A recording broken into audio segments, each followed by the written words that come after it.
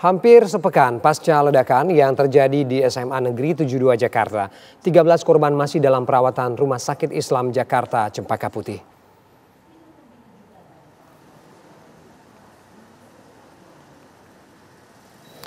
Mayoritas korban ledakan mengalami gangguan pendengaran mulai dari ringan hingga cukup parah.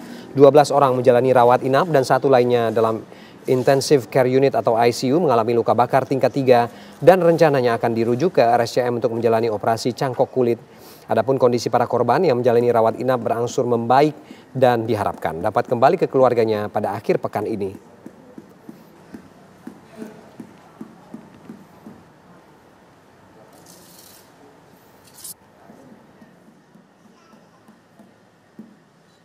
Pada hari ini jumlah pasien hari Kamis ya tanggal 13 November jam berapa? 9:20.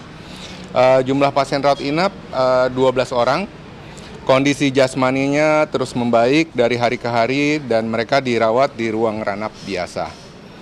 Penanganan di RSCJ Cempaka Putih dilakukan secara terpadu dan holistik ya, meliputi penanganan kondisi medik, itu unsur utamanya dari dokter-dokter kami, dan psikososial oleh tim psikologi kepolisian, pendampingan dari Dinas Pendidikan dan juga dari KPAI.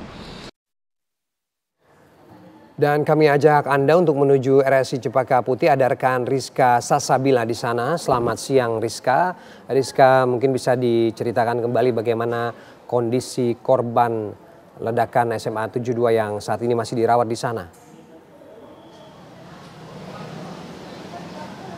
Ya, selamat siang Ferdi dan juga pemirsa. Adapun kondisi para korban ledakan di SMA 72 Jakarta ini memang sudah berangsur membaik, yang mana 12 orang diantaranya yang dirawat di Rumah Sakit Islam Jakarta Cempaka Putih ini memang masih menjalani rawat inap, dan satu lainnya ini masih di ruang ICU, yang mana juga tadi sempat disampaikan oleh Direktur Rumah Sakit ini bahwa salah satu pasien yang berada di ruang ICU ini akan dirujuk ke RSCM untuk menjalani operasi cangkok kulit, yang mana pada korban ini mengalami luka bakar tingkat 3 yang mana di bagian wajah dan juga kepala, yang mana mengharuskan untuk melakukan operasi dan telah dirujuk, yang mana direncanakan akan segera dipindahkan ke Rumah Sakit RSCM pada hari ini.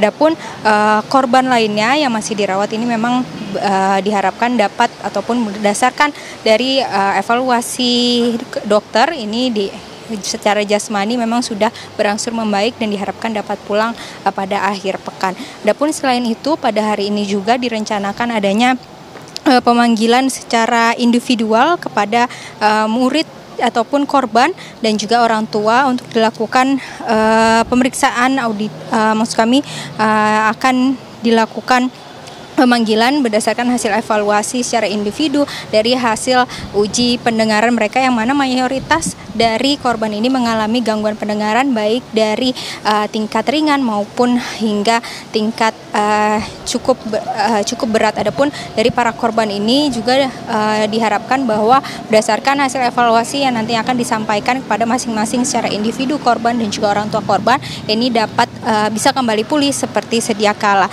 Tidak hanya itu, untuk biaya juga sebelumnya Direktur Rumah Sakit Islam Jakarta Cempaka Putih juga sempat menyampaikan bahwa memang pada saat ini rumah sakit tengah melakukan lebih berfokus kepada kesehatan dan memulihkan kembali kesehatan para korban yang dirawat, sehingga nantinya jika merujuk pada pernyataan dari Gubernur Jakarta Pramono Anung bahwa nantinya akan di-cover semua maksud kami biaya yang dikeluarkan para korban ini akan ditanggung oleh Pemprov Jakarta. Sementara itu demikian, Ferdi. Terima kasih Rizka Sasabila dari RSI Cempaka Putih, Jakarta.